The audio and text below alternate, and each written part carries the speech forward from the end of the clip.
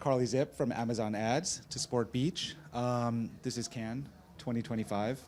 It's truly 2025. I think people have been talking more about technology than creativity this year than I've ever experienced. How do you feel about that? Makes me very excited. Oh. Yeah. Okay. I always felt creativity and technology were extremely intertwined. I've been coming to Cannes for many, many, many years. I've always felt that Cannes was a perfect place to talk about the enablement of how creative gets made, how creative gets trafficked, and I've had many, many conversations about AI, about media, about communities, about enabling technology. And I think when you look at some of the work, you see a lot of that starting to show. Where in the past, I think a lot of the work was mostly like film, and that was like the most celebrated stuff. But all of a sudden, I'm looking at spreadsheets that have AI in them. I'm looking at like all kinds of really cool stuff. What are you experiencing? I agree. I think it's really interesting when you hear people talk about AI, because I think there's a real fear of it replacing creativity. Right. And I think for us, and what I've been really delighted to see in the past conversations in the past day that Cannes has been here, is that AI is an enabler. And so for us, we're still going to be making the same creative. We're still going to be leaning into fantastic storytelling, but now how fantastic that we have AI to help us reach the right people with precision. Exactly. And enable and automate that. And so I don't think it's about replacing creativity, it's about enhancing it. I love that. And when I talk to my teams, because obviously people have a lot of anxiety and a lot of stress, I tell them, imagine being able to talk to every single person individually. Imagine having the ability to have one-to-one conversations. Yeah. And I think it's really exciting. I think that this year marks a true turning point. It's kind of interesting, like 25 is a round number. Yeah. And it's sort of like I think like wedding, like anniversary. It's a milestone, right? So 25. I feel like 25 is really marking a milestone in our industry, because I truly believe it's never going to be the same. Yeah. In a good way.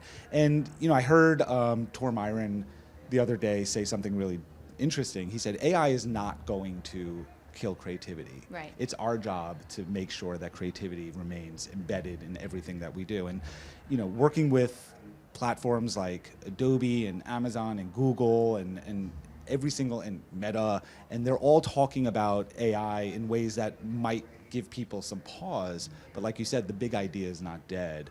The big idea is actually going to be scaled faster and further than ever before.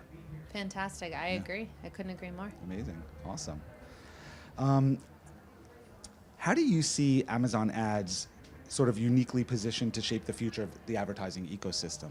Like, how are you guys positioning yourself to take advantage of everything that's going on today?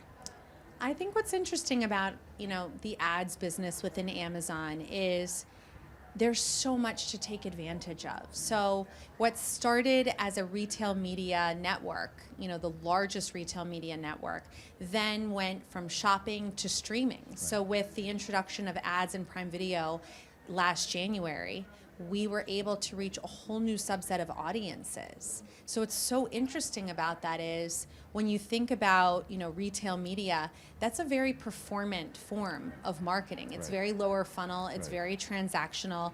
You're on the Amazon homepage, you see something that says sponsored products, you think, oh, well, let me click that, and there's a complete return right there. There's no storytelling, there's no upper funnel marketing, there is just transaction, and that is fantastic.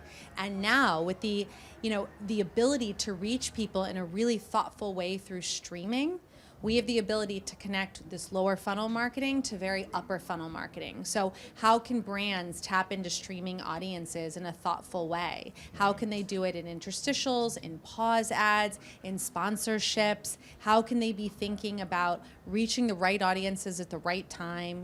We started off with sports. So Thursday Night Football was kind of our golden egg to really tease out how we could think about sports. And now coming this October, we have the NBA, WNBA, NWSL, we have NASCAR, and that really democratizes the ability to reach customers where they are from both the streaming, shopping, and really everything in between. So I think it's a really unique time. To your point, 25 is a big year. It is. It is. You actually answered my next question. There we go. I was going to say, like, how do you start to build these meaningful, future-forward? How do you build these relationships and connect the touch points across the ecosystem where people are shopping, watching, consuming, and so on. So I think Amazon is probably one of the most prolific ecosystems out there because it is so personalized in every single way.